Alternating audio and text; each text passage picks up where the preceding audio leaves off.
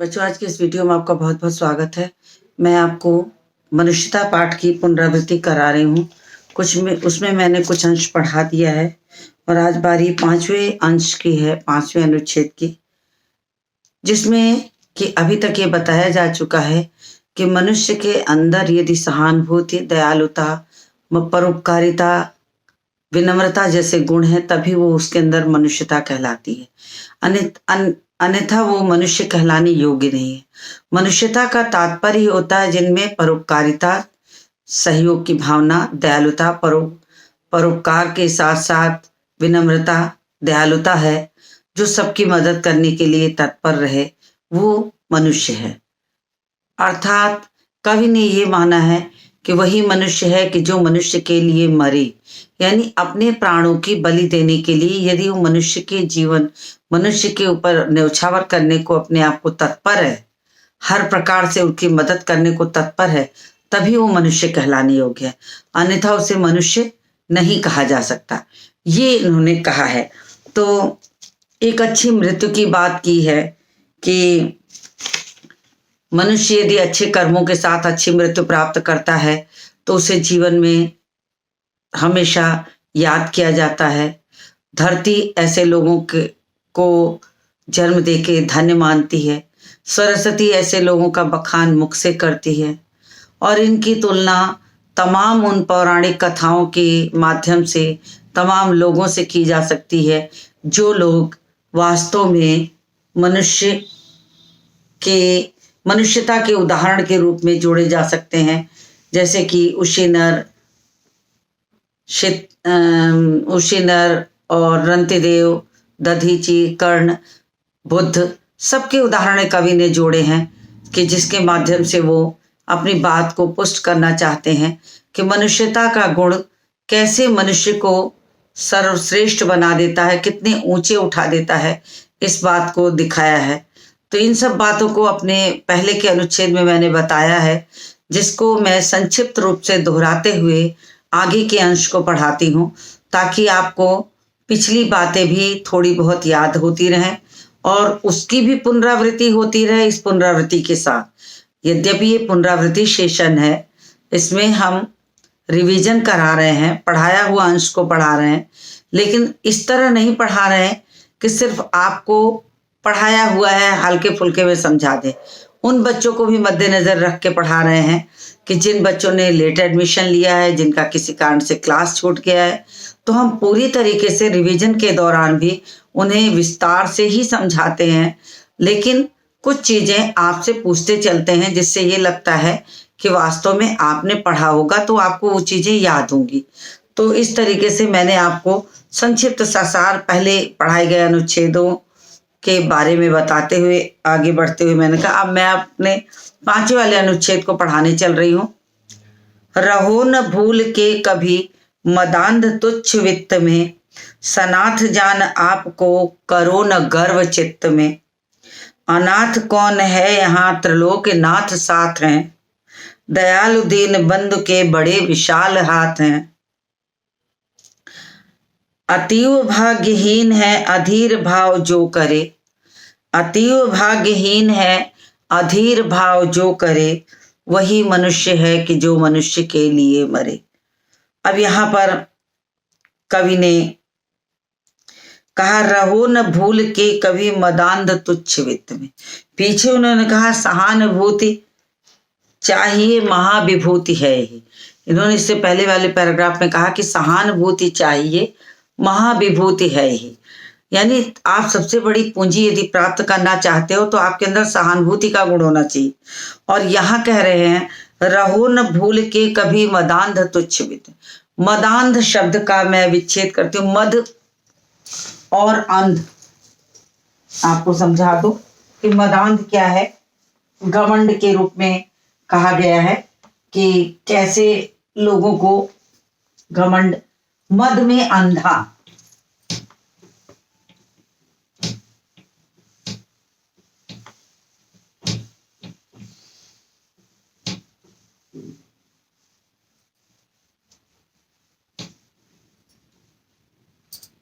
ये वित्त मतलब होता है पूंजी, रहो न भूल के कभी मदांध।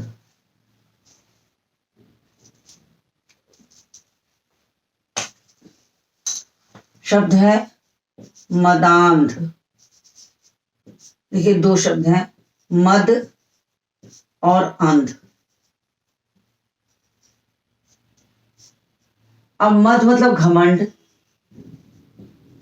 घमंड में अंधा। घमंड में अंधा मनुष्य क्यों होगा? जब उसे ये लग जाएगा कि वास्तव में जो उसके पास धन दौलत है वो अपार है, अपार है, तो उसे अंधापन। तो वित्त कहा है कि रहो न भूल के कभी मदांध तुच्छ। तुच्छ मतलब होता है क्षुद्र या सबसे छोटा, सबसे छोटा। और वित्त मतलब होता है धन, वित्त मतलब धन होता है। यानी आप जो इस धन को पा करके उसके कि मैं बहुत बड़ा पूंजीपति हूं, मेरा कोई कुछ बिगाड़ नहीं सकता, मुझे इसका घमंड जो आपको हो गया है, इस घमंड में मनुष्य को कभी नहीं रहना चाहिए। सनाथ होता है जिसका स्वामी हो,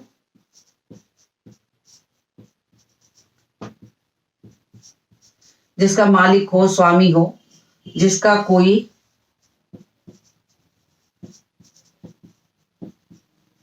स्वामी हो। और अनाथ कहते हैं जिसका कोई ना हो, एक दूसरे का विलोम है, जिसका कोई ना हो।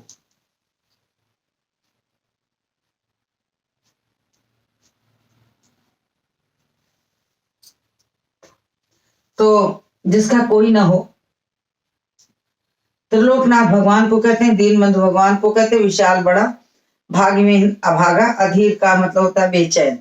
तो इसमें और बाकी शब्द ऐसे कठिन नहीं है, तो मैं इसको पढ़ाने चल रही हूँ। मैंने मदांध शब्द आपको समझाने की कोशिश की कि मदांध का क्या तात्पर्य है। तो रहो न भूल के कभी मदांध तुच्छ वित्त में, मदांध तुच्छ वित्त में। तो कवि ने कहा कि मनुष्य का स्वभाव होता है कि जब उसे थोड़ा सा भी धन प्राप्त हो जाता है तो उसे घमंड हो जाता है, उसे घमंड हो जाता है कि वो बहुत बड़ा पूंजीपति, उसका कोई कुछ नहीं बिगाड़ सकता, रुपए से और पैसे के बल पे वो सब कुछ खरीद सकता है। तो उसे घमंड हो जाता है, उसे इस बात का कि मनुष्य में उसे उसका बिगाड़ने वाला कोई नहीं है, वो सबसे बलशाली है, वो किसी का भी कुछ भी बना बिगाड़ सकता है, उसके पास ताकत है, रुपए की ताकत से उसे घमंड हो जाता है। सनाथ जान आपको करो न गर्व चित्त में। अब तुम्हारे पास पैसा है, रुपया है, तो तुम ये जान लो कि तुम्हारे पूछने वाले, चाहने वाले बहुत होंगे।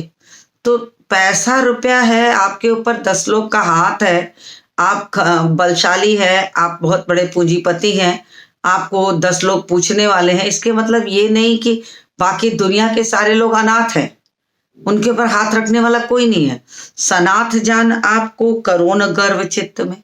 अपने आप को ये जानकर कि उस आपके ऊपर हाथ रखने वाला मालिक कोई है, जो आपकी हर प्रकार से रक्षा इसलिए करता कि आप पूंजीपति हो, आप धनवान हो, धनशाली हो, आपके पास सब कुछ है।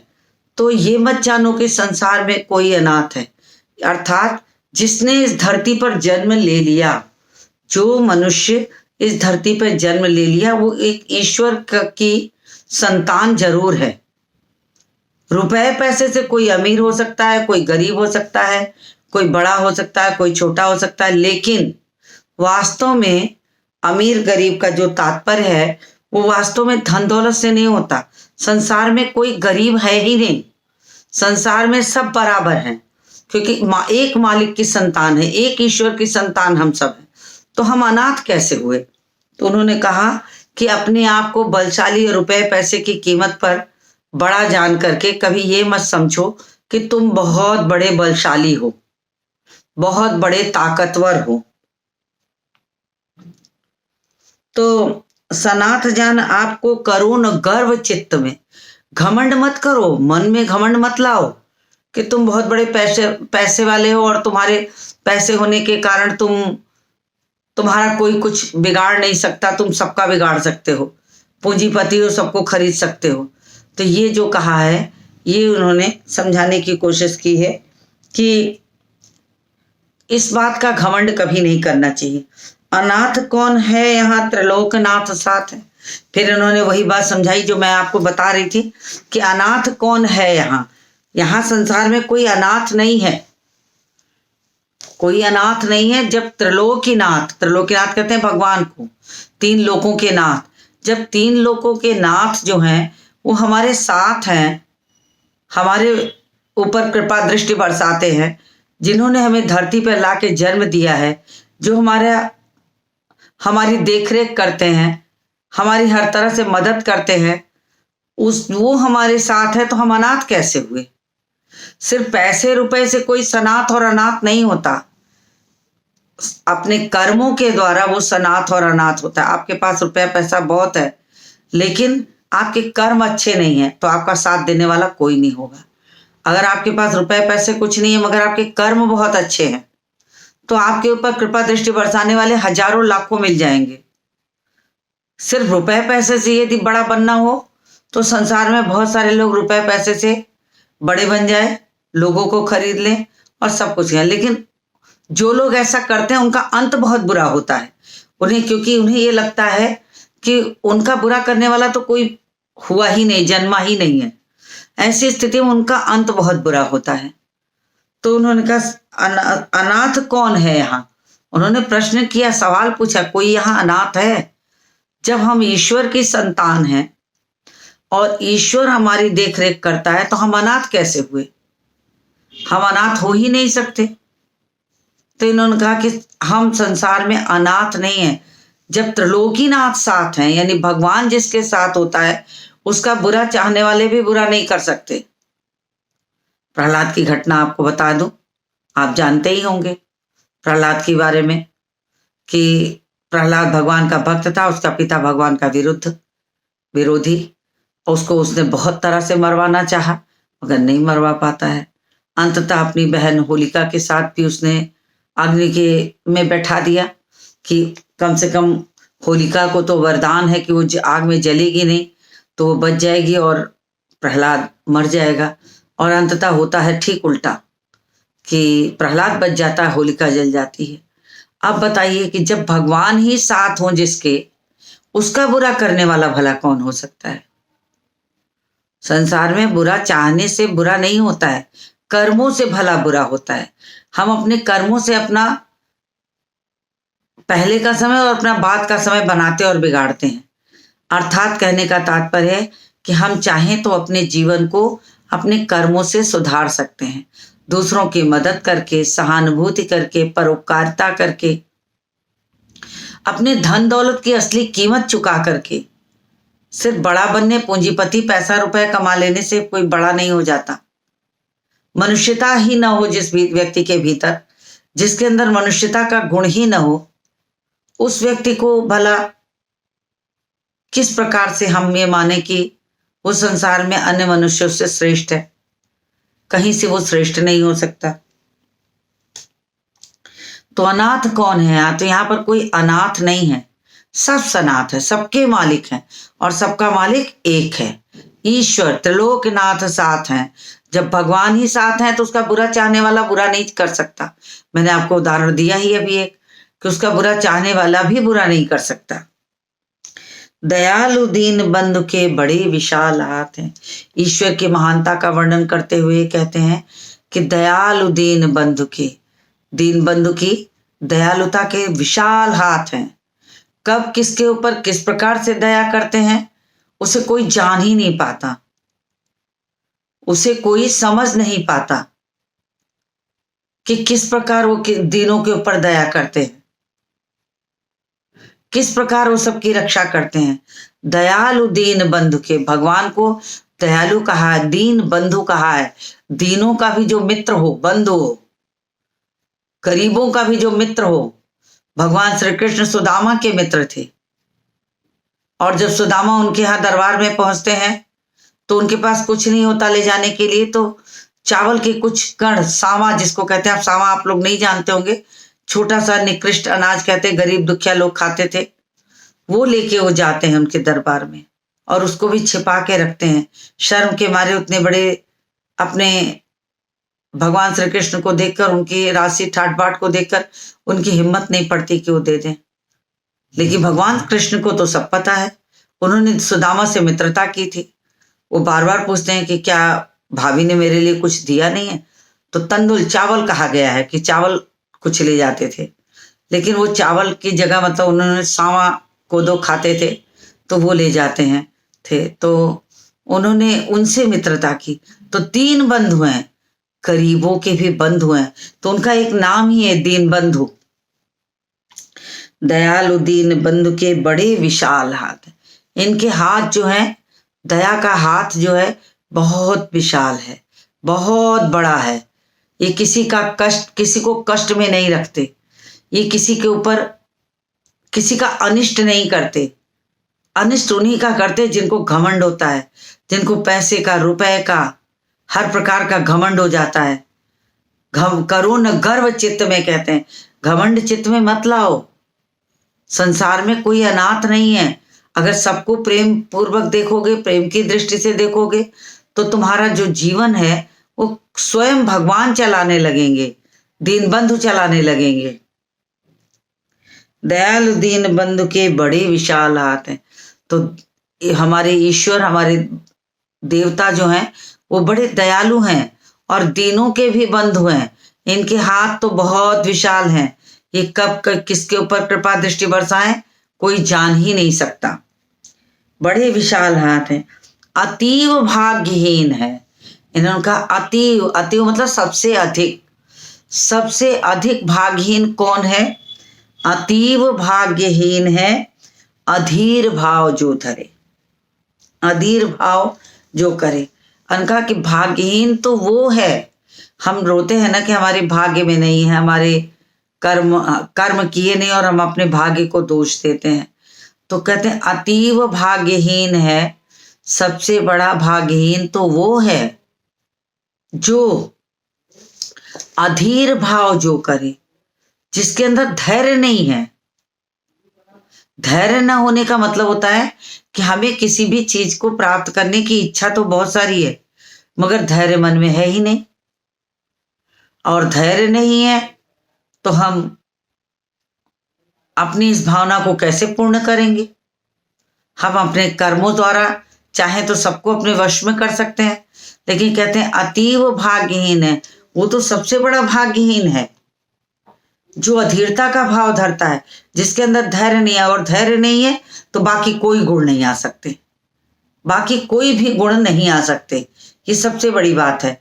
अतीव भाग्यहीन है अधीर भाव जो करे, जिसके अंदर धैर्य का भाव नहीं है, जो इसके अंदर धीरता नहीं है, जिसके अंदर धैर्य नहीं है, जो ये जानता है कि प्राप्त सब कुछ करना चाहता है, कर्म कुछ भी नहीं करना चाहता।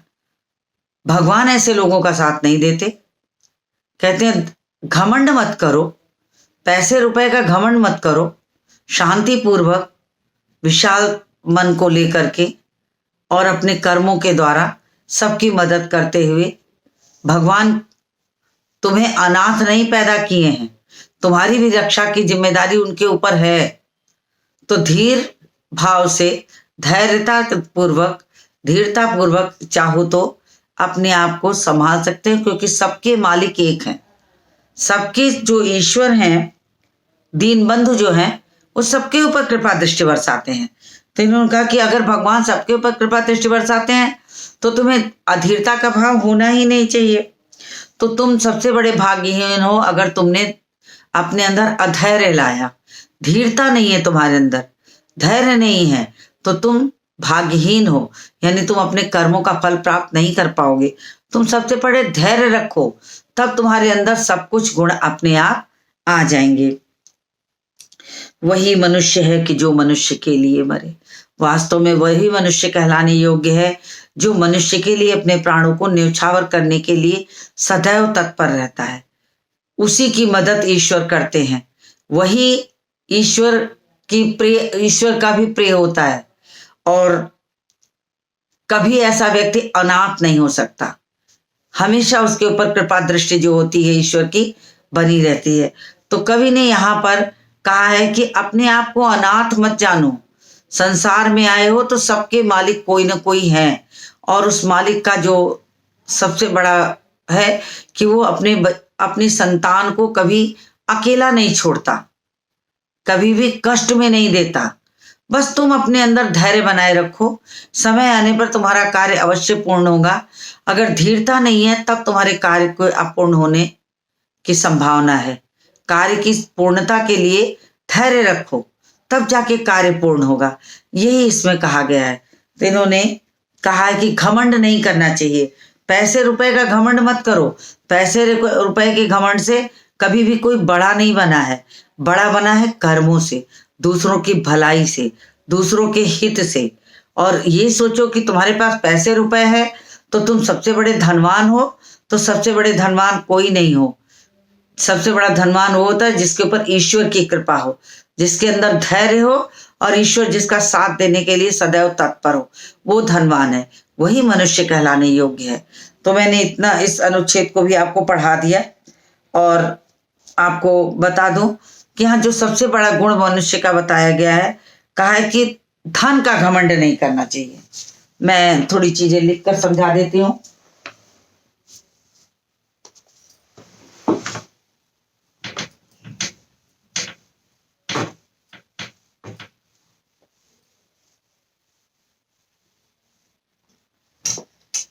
इस पर अनुच्छेद में जो सबसे मुख्य बात कही है कि धन का घमंड नहीं करना चाहिए। धन का घमंड नहीं करना चाहिए, ये सबसे बड़ी बात जो है। दूसरी जरूरी बात उन्होंने कहा कि संसार में कोई अनाथ नहीं है। संसार में कोई अनाथ नहीं है। तीसरी जरूरी बात कि हम सब एक ही ईश्वर की संतान हैं। हम सब एक ही ईश्वर की संतान हैं।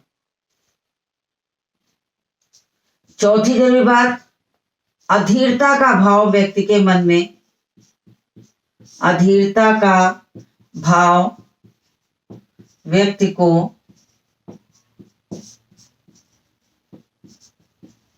मन में नहीं रखना चाहिए। ये जो 4 जरूरी बात पैराग्राफ से कही गई है वो मैंने बताई।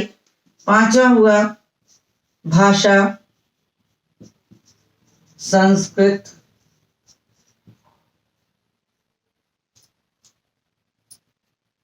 संस्कृत निष्ठ तत्सम,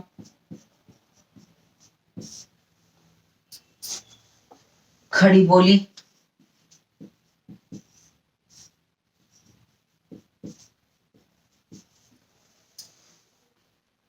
तत्सम खड़ी बोली, और प्रश्न शैली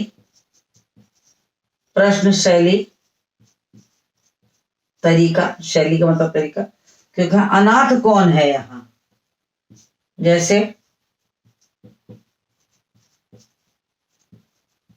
अनाथ कौन है यहां, तो ये प्रश्न शैली हो गई।